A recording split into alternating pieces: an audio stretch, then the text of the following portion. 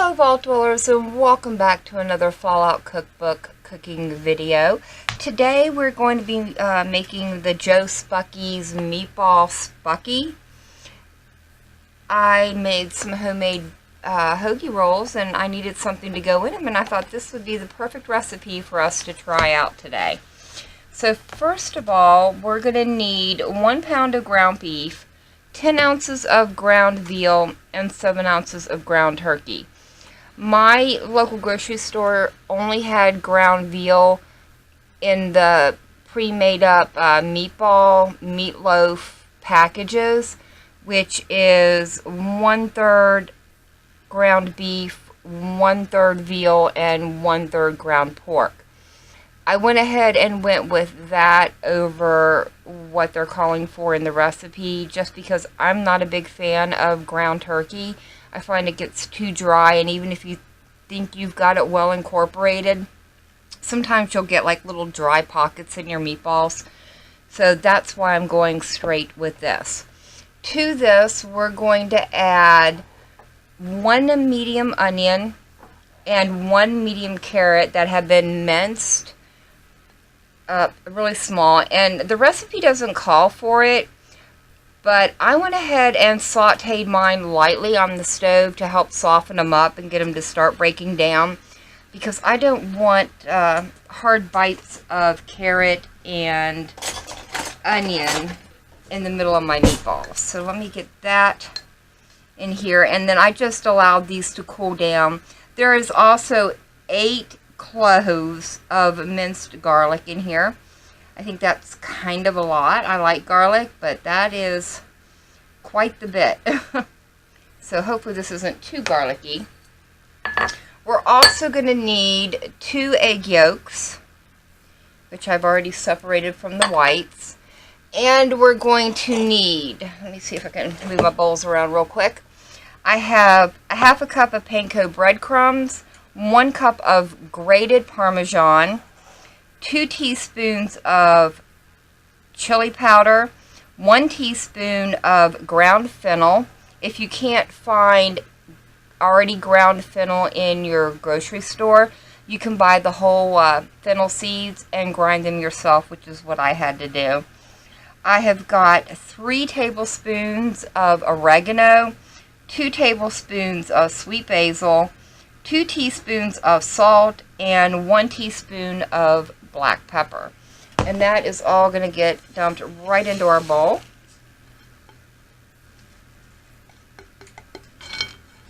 And get everything moved around. Let me get my rings off real quick so that we can get these mixed up. You want to make sure you get all this really well incorporated, but you don't want to over mix your meatballs or you'll tend to have a dry meatball. The recipe calls for these to be fried on a stove, but I don't like doing that. I bake mine in the oven, and that's what I'm going to do today.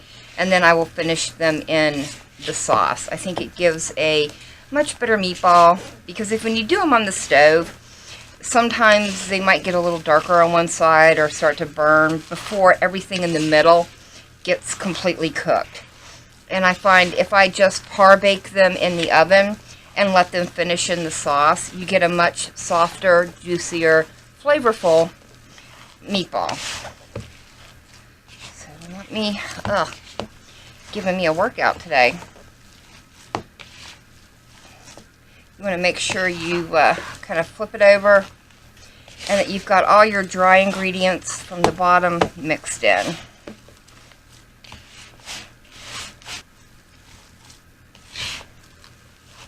Oh, a little bit more here. Flip it over.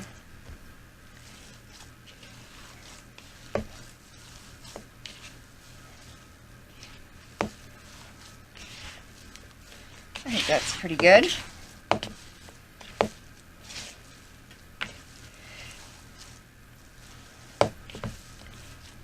Last few little dried crumbs we need to get mixed in. Alright, and now let me grab my tray and pull it over. You can do this on a on aluminum foil like I've got, or you could put a rack down. And we just want to get these not too big, not too small, kind of. They're probably going to shrink a little bit in the oven. I'd say that's probably about a good size, about 2 inches, I think. And we'll get these all rolled up.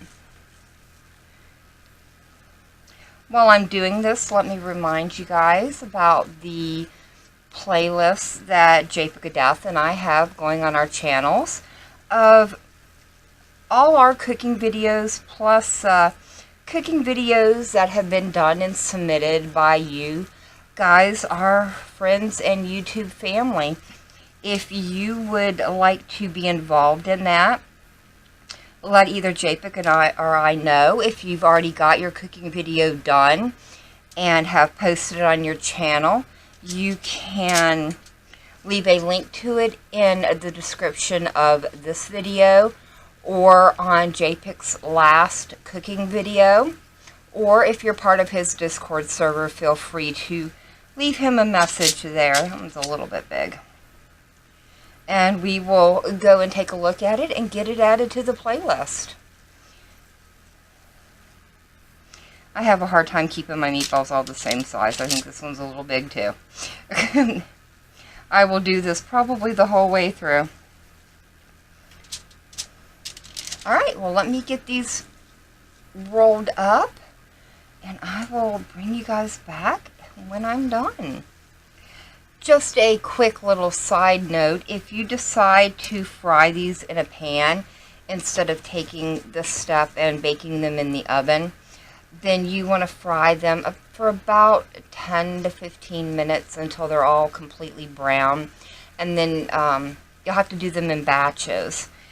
And then once they are all browned, you'll want to lower your temperature, return them all back into the pan, and cover them with a lid and allow them to cook for an additional 20 minutes or so until the meatballs are cooked all the way through and your onions and carrots have softened up. Alright, I am down to the last meatball, and it is quite a bit larger than my other ones. Let me see if I can adjust one of these. Maybe one of the ones that might be a little bit smaller.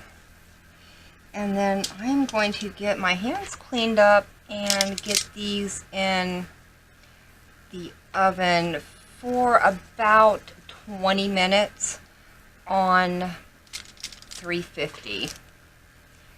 And I will bring you guys back when they are out of the oven and let you guys know what I'm going to do next with them. So if you give me a few minutes, I'll get these baked off and we'll be back.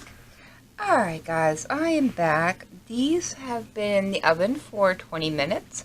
I took them out and allowed them to drain on a paper towel for a little bit. And now I'm going to finish them in my marinara sauce.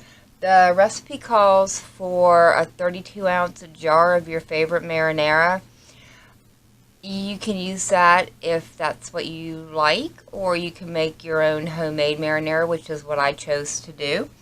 I'm going to let these finish in my sauce for about an hour to get cooked all the way through, and that will allow the flavor from the meatballs to help flavor the sauce and the sauce to help flavor the meatballs. So I will bring you guys back when it's time to get our buns ready, and we'll get this thing assembled and see what it looks like and how it tastes. Our meatballs are almost done. They've been simmering about 45 minutes and they are smelling and looking really good. So I thought I would go ahead and start getting the bread ready, so when the meatballs are done, it'll all come together. In this bowl, I've got 4 tablespoons of melted butter, and I've got 1 tablespoon of oregano and 2 teaspoons of garlic powder. The recipe calls for 2 tablespoons of oregano, and that just seems like an awful lot to me, so I kind of cut that in half. We're just going to drop that right in there, give it a little stir, Even the 1 tablespoon seems like an awful lot. But we'll see how it goes. Alright, let me move this out of my way for a second. And I will bring the bread over, if I can. These are my homemade rolls, hoagie rolls that I did earlier. You can either make your own or use store-bought. I was just in a baking mood and thought, well, I'd go ahead and get these baked up. Let me get them separated here. And I'll show you what I'm going to do with them.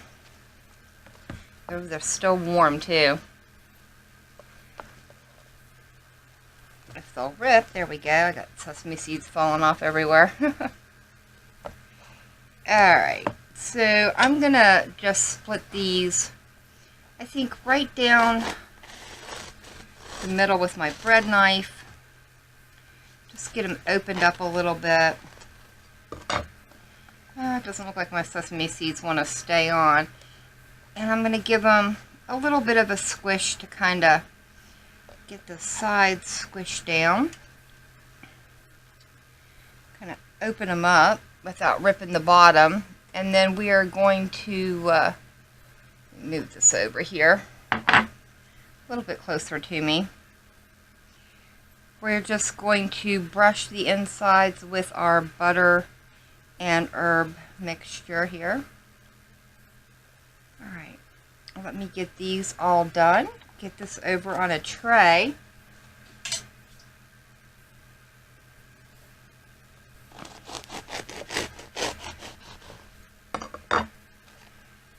Again, we're just going to gently fold it back a little bit, kind of press your dough in, or your bread, or you could remove some of it if you wanted. Alright, well, let me get these all painted up with our butter and herbs, and I'll pop these in the oven.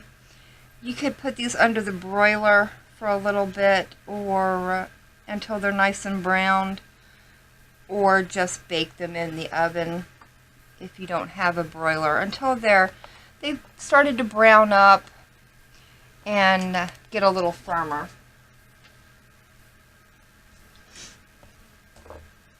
And then after they've been in the oven for a little bit, I'm going to pull them out and put a couple of slices of cheese on them and allow the cheese to melt down in to the bread. Alright, there we go. All 4 of them are ready to go in the oven. I will bring you guys back when these are toasted. Alright, these have been toasting for about 7 minutes in my oven, and I went ahead and pulled them out, and now I'm just going to take the mozzarella cheese and kind of lay it here in the bottom and pop it back in the oven just until it melts a little bit, and then we'll be ready to get them all assembled. Let me grab a couple more pieces here.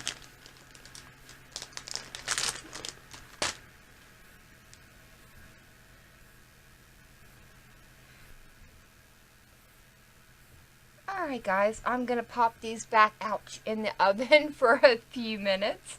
Careful, the pan's hot. And let this cheese start to melt down. It's already started, but we want to get it nice and good and melty and cheesy. And I will bring you back and we'll get these all assembled. Alright, I've got the bread out of the oven. The cheese is all nice and melty. I've got the meatballs off the stove. They look and smell really good. Let's take one out and give it a little taste here and see what it tastes like. They look really good. They fall apart really easy.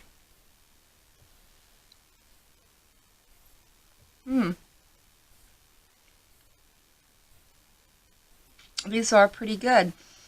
I would say they have a tad bit too much fennel in them for my taste. I would probably cut that back a little bit. If I make these again, fennel has like a very licoricey taste to it. And if you're not a fan of licorice, you might want to either cut back on it or remove it altogether. But yeah, no, I think these are pretty good. I would definitely make them again. Just adjust the seasoning a little bit. Let me get that out of our way. And let's get this plated up for you guys. So I'm just going to drop these right down the center. There we go. Okay, there we go. Let's grab, oh, maybe not. Let's grab just a little bit of sauce. Sprinkle over the top. Again, you can use either jarred marinara or you can make your own. And I chose to make my own, as I said earlier. And there we go, Joe Spuckie's Meatball Spuckie. I hope you guys have enjoyed this video. If you want to see others in the Fallout Cookbook playlist, you can click the link down below. If you would like to check out the master playlist that Japik Godath and I are doing of ours and all of your guys' videos, I will leave a link to the playlist to that one down below as well. But for now, I think, yeah, I think this one turned out really good. The bread's nice and crispy. The meatballs taste good. I hope you guys have enjoyed. If you like this recipe and you want to try it out, let me know how it turns out for you in the comment section down below. But for now, I have been Vault Girl. I hope you guys have enjoyed, and I hope I see you in the next one.